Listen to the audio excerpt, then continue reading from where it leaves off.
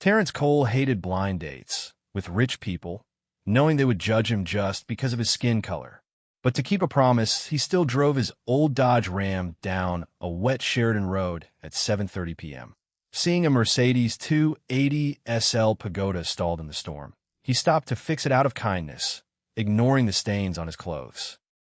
But at Aura Restaurant, the staff stared at him with disgust, and a rich man named Charles Atherton insulted him. The tension peaks when his blind date turns out to be Adriana Belmont, a female CEO, and the woman he just rescued. Terrence enters an unfair fight against class bias, facing total isolation and the risk of losing his $55,000 garage. Can his skills as a master mechanic help him turn the tables on those who look down on him? Yet none of that storm on Sheridan Road explains how the whole mess started.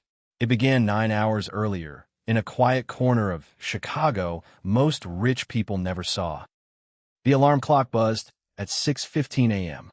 It sat on a metal shelf above a workbench covered in old parts. Terrence Cole opened his eyes first. He always woke before the sound stopped. Thin morning light came through a dusty window above his small apartment. The glass smelled faintly of motor oil and dust. Below him sat Cole Custom Garage, the shop his father built with his own 2 hands. A radiator ticked somewhere in the cold air, releasing tiny clicks like a slow clock. Terrence pulled a wool blanket over his 6-year-old daughter, Ruby. She slept curled on her side, one small fist near her chin. He moved quietly across the creaking wood floor. His bare feet knew every loose board by heart. Downstairs, the smell of burnt toast drifted from a small kitchen nook. It mixed with the sharp scent of Pennzoil oil soaked into the concrete floor. Terrence picked up a rusted wrench from his tool bench. A half-finished Ford Mustang sat waiting under a shop light. He worked in silence, tightening bolts under the frame. His calloused hands moved with practiced ease, steady and sure. Then he saw the envelope on his desk. It had come from Chicago Community Bank 3 days earlier. He already knew what it said. He read it again anyway, as if the words might change. The garage owed $55,214.60. The deadline sat printed in bold red ink. 5 o'clock tomorrow. If he missed it, the bank would take the building. His father's whole legacy would vanish in one signature. Terrence set the letter down and rubbed his eyes. His jaw tightened, and a small vein pulsed near his temple. How could one mechanic find $55,000 in less than a day? The question sat heavy in his chest like a stone. He had no answer yet, but somewhere across town, an answer was already driving toward him.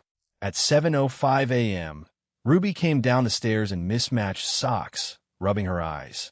She climbed onto a wooden stool near the workbench, swinging her feet. Terrence poured cereal into a chipped blue bowl and set it in front of her.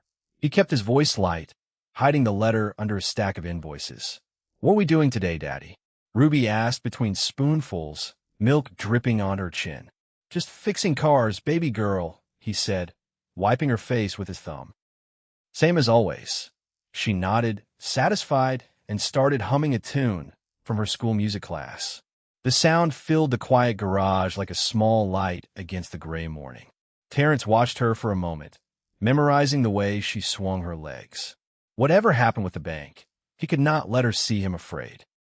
At exactly 10:30 a.m., the garage door creaked open. Marcus stepped inside wearing a borrowed suit from the pawn shop. Marcus was Terrence's oldest friend and a freelance auto painter. He grinned like a man holding a secret. "I signed you up for something," Marcus said, tugging at his stiff collar. "A blind date through a matchmaking service downtown." Terrence set down his wrench and stared at him. "You did what exactly?"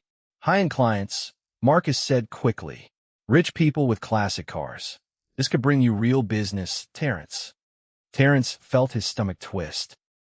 He hated the idea of walking into a room full of strangers who would judge him first. He had seen that look before, the quick glance at his skin, then his clothes, then his hands. It always ended the same way. "I'm not some charity case for rich folks to laugh at," Terrence said, his voice low and even. Marcus stepped closer, his tone turning serious. This isn't about you, man. It's about Ruby. About keeping her home. Terrence looked away, jaw clenched tight. He wanted to refuse, but the words stuck in his throat. The bank comes tomorrow, Marcus added quietly. You need every door open you can find. So I'm supposed to smile and shake hands while they laugh at me? Terrence shot back, his voice sharp. Marcus held up both hands, trying to calm him down. Nobody's laughing yet. Just go eat some free food, come home. You don't get it, Terrence said, shaking his head slowly. I've spent my whole life proving I belong somewhere. I'm tired of auditioning. I get it more than you think, Marcus said quietly. I just don't want to watch you lose everything out of pride. The words landed harder than Marcus probably intended. Terrence turned back toward the Mustang, avoiding his friend's eyes. Terrence grabbed a rag and wiped his hands, buying himself a moment. He threw the borrowed suit onto a flat tire. I've got a customer's oil filter to finish, he muttered, sliding back under the Mustang. No time for games like this. Marcus sighed and walked toward the stairs, leaving the suit where it landed. A few minutes later, Ruby wandered down in her pajamas, holding a crayon drawing. 3 figures stood in the picture. Her father, and her grandfather. Daddy, she asked softly, is Uncle Marcus right? Are we going to have to move away? Her small voice cut through Terrence sharper than any insult from stranger. He froze under the car, one hand still gripping the wrench. He slid out slowly and looked at his daughter's face. Her eyes were wide, waiting for an answer he didn't have. Terrence stood and walked to a cracked mirror near the tool wall. He studied his own tired reflection for a long moment. His eyes were heavy, but something steady still burned behind them. He knew he could not run from this. If there was even one small chance to save the shop, he had to take it, no matter how much his pride objected. He picked up the wrinkled suit from the tire and folded it over his arm. Dust rose faintly from the fabric, catching the morning light near the window. The garage smelled of old rubber and fresh coffee brewing on a hot plate nearby. Somewhere outside, a delivery truck rumbled slowly past on the cracked street. Ruby climbed onto a stool nearby, watching him closely. She dipped a small cloth in warm water and reached for his face. She wiped a smudge of grease from his jaw with careful little strokes. Daddy's the best mechanic in the whole world, she whispered. You look handsome in that suit, she added, smiling shyly. Then she reached into her pocket and pulled out a small bronze tie clip. It was worn smooth from years of handling. Grandpa gave me this to give to you, she said. For good luck tonight. Terrence took the tie clip gently, turning it over in his fingers. His father had worn it every day at the shipyard, decades ago. It carried no real value in dollars, but it carried everything that mattered about who the Cole family truly was. He pinned it carefully to his collar and looked at Ruby with a soft smile. All right, baby girl, I'll wear it tonight. By 6:45 p.m., Terrence had pressed his suit as best he could. He climbed into his old 2005 Dodge Ram and started the engine. The truck rumbled to life, and he pulled out of the south side, heading north along the lake. Just knowing what waited for him at that dinner table made his chest tighten. But he had made a promise, and Terrence Cole always kept his word. That drive north would carry him past more than just city blocks. It would carry him straight into a storm that changed everything. Rain began falling fast as he crossed into wealthier neighborhoods near the lake. Wind off Lake Michigan pushed heavy drops sideways across the windshield. The road grew darker, lit only by tall lamps swaying overhead. Sheridan Road curved along the water, slick and dangerous under the storm. Terrence gripped the wheel a little tighter. He told himself once he reached Aura, there was no turning back. He had never eaten at a place like that in his life. The thought alone made his palms feel damp against the wheel. At 7:25 p.m., near a dark bend by the water, his headlights caught something strange ahead. A pale blue Mercedes sat stalled on the shoulder, hazard lights blinking weakly. It was a 1971 Mercedes 280 SL Pagoda, rare and beautiful even in the rain. A woman stood beside it, struggling with the raised hood. Terrence slowed the truck and pulled onto the wet shoulder. He grabbed his toolbox without a second thought. He could already picture Marcus complaining about ruined dress shoes. But something in him refused to drive past someone stranded in a storm. He stepped out into the pouring rain, water soaking through his suit jacket instantly. The wind carried a sharp, metallic smell from the churning lake. "Ma'am, you all right?" he called out, raising his voice over the rain. The woman turned, her face mostly hidden beneath a large black umbrella. "The engine just died," she said. "I don't know what happened." Terrence leaned over the engine bay, water dripping steadily from his hair onto the metal. He smelled wet electronics mixed with rubber and rain. He wiped the distributor cap dry with a rag from his pocket. Water had gotten into the ignition system during the storm. His fingers moved fast, adjusting a small screw with practiced precision. The old six-cylinder engine coughed once, then roared smoothly back to life. Rain hammered the hood in steady rhythm, drumming against the metal like tiny fists. Terrence barely noticed, focused only on the ignition timing under his fingers. He checked the spark plugs one by one, wiping each clean with the edge of his sleeve. Thunder rolled low across the lake, rattling the windows of nearby buildings. The woman gasped softly, clearly stunned by how quickly he had fixed it. "That's incredible," she said. "I thought I'd be stuck out here all night." "Old cars just need patience," Terrence said simply, closing the hood with a firm push. She thanked him warmly, though her face stayed shadowed beneath the umbrella. Terrence nodded, already thinking about the time slipping away. He climbed back into his soaked truck and checked the clock. Somehow, he still had to make it to Aura before 8. He had no idea that the woman he just saved was about to walk into the very same room he was heading toward. He arrived at Aura at 8:10 p.m., his suit soaked through and stained near the cuffs. His hands still carried faint smudges of engine grease. The rooftop restaurant glowed, with soft golden light high above the city. Servers moved between tables draped in white silk cloth. A security guard stepped in front of him near the elevator, arms crossed firmly. "The restaurant is fully booked tonight, sir." Terrence stayed calm, his voice steady despite the insult buried in the guard's tone. "I have a reservation.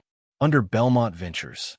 The guard hesitated, clearly surprised, then called for a manager instead of letting him pass. Terrence waited quietly, water dripping from his sleeves onto the marble floor. The elevator chimed softly somewhere behind him, a sound too cheerful for the moment. Terrence stood still, rainwater pooling slightly around his shoes on the polished floor. A tall manager arrived, glancing at Terrence's damp jacket with obvious distaste. "We don't usually admit guests without proper dress code confirmation." Terrence met his eyes without flinching. "Check the name again. Belmont Ventures, table for 2. After a tense pause, the manager reluctantly waved him through toward the elevator. Terrence felt the weight of every stare as he crossed the room. He was led to a private table near the window, overlooking the entire glowing skyline. Wind rattled softly against the glass high above the street. He sat alone at first, listening to laughter ripple from nearby tables. Every whisper seemed aimed directly at his damp collar. Would the mystery woman even show up, or would she take one look at him and simply walk away? At 8:25 p.m., a woman approached the table wearing an emerald silk dress, expensive and perfectly fitted. Rain still clung faintly to strands of her golden hair. She removed her large sunglasses, and both of them froze at once. It was the same woman from the stall Mercedes on Sheridan Road. "You're the man who fixed my car," she said, eyes widening in disbelief. "And you're my blind date," Terrence replied, a small smile breaking through his nerves. They both laughed softly, the tension melting for just a moment between them. She introduced herself as Adriana Belmont, CEO of Belmont Ventures. Before Terrence could respond, a sharp voice cut through the warm moment. Adriana, since when do we lower our standards this much? Charles Atherton pulled out a chair without asking, sitting far too close beside her. His cologne was sharp, expensive, and overwhelming. He looked Terence over slowly, his eyes lingering on the stained cuffs. A mechanic at Aura? How refreshingly humble of you, Adriana. The nearby tables quieted slightly, ears turning toward the sudden tension. Terence felt heat rise up his neck, though his face stayed still. Charles, that's enough, Adriana said sharply, her voice tight with embarrassment. But Charles wasn't finished. He leaned back, smirking at the small group of investors gathered near him. I just think it's fascinating, he continued, watching someone like him try to fit in somewhere like this. One of the investors laughed nervously, unsure whether to join in or stay silent. A waiter passing by slowed his steps, sensing the tension building at the table. Charles, please, Adriana said again, her voice quieter this time, almost pleading. Charles ignored her completely, his eyes still fixed on Terence like a predator sizing up prey. Terence's jaw tightened, a muscle flexing beneath his skin. His hands curled slightly on his lap, knuckles turning pale. He said nothing yet, letting the silence stretch heavy across the table. Somewhere nearby, a faint hum came from the air conditioning vents. Charles tapped his wrist impatiently, showing off a gold Audemars Piguet watch. Some of us actually earn things worth having, he added coldly. Terence glanced at the watch, studying it for a long, quiet moment. Something about the second hand caught his attention immediately. Was he really about to challenge one of the richest men in the room? Or would he simply swallow the insult and walk away quietly? Terence set his napkin down slowly, his voice calm and even. That watch is running 4.5 minutes slow, Mr. Atherton. Charles blinked, clearly caught off guard by the sudden comment. Excuse me. Audemars Piguet movements are delicate, Terence continued. Yours has internal wear from rough winding under pressure. A few investors nearby leaned in, suddenly curious about the exchange. Charles's face shifted from smug to visibly uncertain. You don't know anything about fine watches, Charles snapped, though his confidence had clearly cracked. Terence kept his tone gentle, without a trace of anger. A fine machine needs real understanding, not just a shiny case. He paused, letting his next words land with quiet weight. Kind of like people, Mr. Atherton. Empty inside doesn't stay hidden forever. The table fell completely silent. Even a soft clinking of glasses nearby seemed to pause. Charles opened his mouth, then closed it again, unable to form a response. His cheeks flushed a deep, furious red. One investor whispered something to another, clearly unimpressed by Charles's sudden loss of composure. Adriana watched Terence with open admiration, her earlier embarrassment fading fast. Charles stood abruptly, chair scraping loudly against the floor. He mumbled something about another appointment and walked away stiffly. Adriana exhaled, shaking her head slightly. I'm sorry about him. He's been like that for years. You don't owe me an apology, Terence said quietly. You didn't say those things.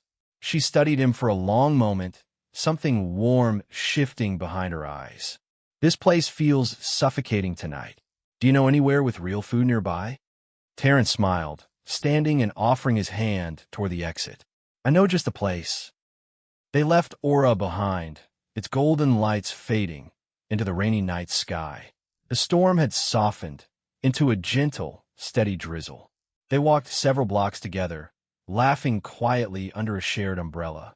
Eventually, they found a small family pizza shop tucked into a quiet corner. Steam rose from the kitchen, carrying the smell of melted cheese and baked crust. An old radio played soft jazz behind the counter. They sat near the window, watching rain slide slowly down the glass. For the first time all night, Terence felt his shoulders relax completely. He told her about Ruby, about his father, and about the looming deadline threatening his garage. Adriana listened closely, her expression softening with each word. I know what it's like to feel completely alone, she admitted. Everyone around me only wants money or status. They talked for hours, finding an unexpected comfort in each other's honesty. Two lonely people from two very different worlds finally being heard. Adriana asked about Ruby's mother, and Terrence spoke gently about a marriage that had ended quietly, without bitterness. She loves Ruby, he said. She just isn't built for this kind of life. And you are? Adriana asked, tilting her head with genuine curiosity. I don't know if anyone's built for it, Terrence admitted. You just show up every day and try to do right by her. Adriana nodded slowly, turning her water glass in small circles on the table. I've never had anyone say something that honest to me before. The waiter refilled their glasses, and neither of them noticed the hour slipping quietly past midnight. By the time they said goodnight, the storm had passed completely. But back at the garage, a much darker storm was still building. The next afternoon arrived heavy, with tension inside Cole Custom Garage. Sunlight barely broke through the gray Chicago sky. At 3:30 p.m., a bank representative walked in, with two men carrying sealed folders. Their shoes clicked sharply against the concrete floor. Terrence stood beside his old Dodge Ram, arms crossed, saying nothing. Ruby clutched his leg tightly, sensing the tension in the room. The clock on the wall ticked steadily toward 5 o'clock. Every second felt louder than the last. We're here to begin the seizure process, the bank representative said flatly, opening his folder. Terrence's throat tightened, but he kept his voice steady. The deadline isn't until 5.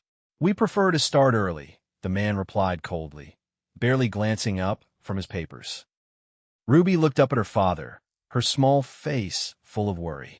Terrence squeezed her hand gently, though his own heart pounded hard. One of the men began photographing the shop's equipment, tagging each tool with a small yellow sticker.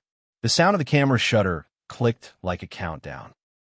Terrence watched his father's old lathe get tagged, his chest tightening with each click. He said nothing, refusing to give them the satisfaction of seeing him break. Would this really be the end of his father's legacy? Was there truly nothing left he could do?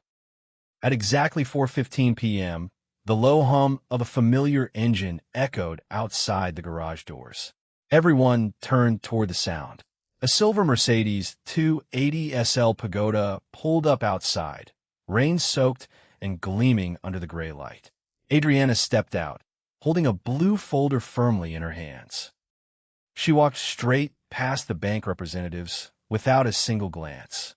Terrence watched her approach, unsure what she was about to do. I'm not here with charity, Adriana said, placing the folder on his workbench. I'm here with business. Terrence opened the folder slowly, his eyes scanning the pages inside. It was a 5-year exclusive service contract for Belmont Ventures' entire vehicle fleet. Attached to the contract sat a payment advance of $60,000. His hands trembled slightly as he read the number twice. Belmont Ventures needs a mechanic who actually understands machines, Adriana said, a small smile forming. Not just someone who fixes them for show. Terrence looked up at her, his throat suddenly tight with emotion. This isn't pity, he said quietly. No, she replied firmly. This is respect. Terrence turned to the bank representative, holding out the signed contract and a certified check. $55,214.60. Paid in full. The representative's face shifted from cold authority to stunned disbelief. He stared at the check, then at Terrence, unable to find any words. He gathered his folders quickly, his earlier confidence completely gone. Without another word, he and his men left the garage in silence. Terrence exhaled slowly, feeling the weight finally lift from his chest. Ruby squealed with joy, jumping into his arms. He lifted her high into the air, her laughter filling the once tense garage. Sunlight finally broke through the clouds outside, warming the open bay doors. Adriana watched them both, her eyes glistening with quiet emotion. She had not felt this kind of warmth in years. She stepped closer, gently touching the small bronze tie clip still pinned to his collar. Your father would be proud of you, she said softly. Terrence smiled, setting Ruby down beside him. Thank you for believing in this place. Adriana shook her head, her voice full of sincerity. No, didn't. You taught me what real value actually looks like. Outside, the storm clouds finally cleared over the south side of Chicago. Warm evening light spilled across the garage's open doors. Marcus arrived just in time to see the celebration, grinning ear to ear. He clapped Terrence on the back proudly. Told you it would work out, Marcus said, laughing. Terrence rolled his eyes, but couldn't hide his own smile. You almost got me thrown out of a five-star restaurant. Ruby tugged on her father's sleeve, holding up her crayon drawing again. Daddy, we get to stay home. Terrence knelt down, meeting her eyes with quiet certainty. Yeah, baby girl, we get to stay home. That evening, the garage lights glowed warm against the darkening sky. Tools hung neatly on the walls, catching the last rays of sunset. Terrence Cole had walked into that storm expecting judgment and humiliation. Instead, he found respect earned through skill, patience, and quiet dignity. He had never once raised his voice or lost his composure. His strength had always been steady, patient, and completely his own. Cole Custom Garage stood safe for another generation. And somewhere inside that small shop, a new kind of partnership had just begun. Adriana stayed while longer, watching father and daughter share quiet laughter near the workbench. For the first time in years, she felt like she belonged somewhere real. Outside, the lake wind had calmed completely, leaving only the soft sound of dripping rain from the gutters. Chicago settled into a peaceful evening. Terrence looked around his father's shop, feeling its walls hold steady around him. Everything his father had built still stood, safe and whole. He glanced down at the bronze tie clip on his collar, worn smooth by decades of honest work. It had carried him through the storm, just like it carried his father before him. Some people judge a man by his suit, his car, or the color of his skin. But real worth, Terrence knew, always shows itself in the end. Adriana visited the garage often after that, sometimes bringing her own car in for small repairs it did not need. Terrence never charged her, and she never stopped offering. Ruby grew fond of the silver Mercedes, calling it the lucky car whenever it rolled into the driveway. She would press her small hands against the cool metal, grinning at her own reflection. Marcus teased Terrence relentlessly about the whole ordeal, replaying the story to anyone who would listen at the corner diner.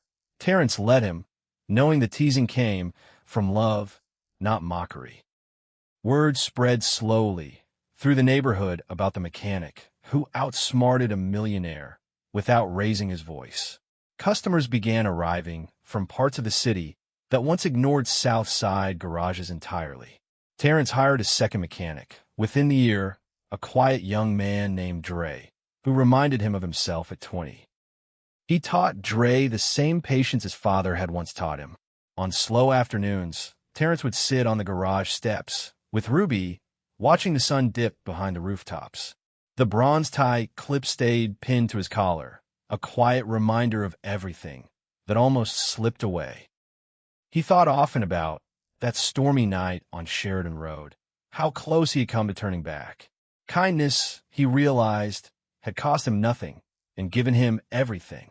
Charles Atherton eventually lost his seat on 2 investment boards, his reputation quietly unraveling after word of that dinner spread through Chicago's business circles. Nobody at Belmont Ventures ever mentioned his name again. Adriana, for her part, changed how she ran her company. She started looking past resumes and designer suits, searching instead for the quiet competence Terrence had shown her.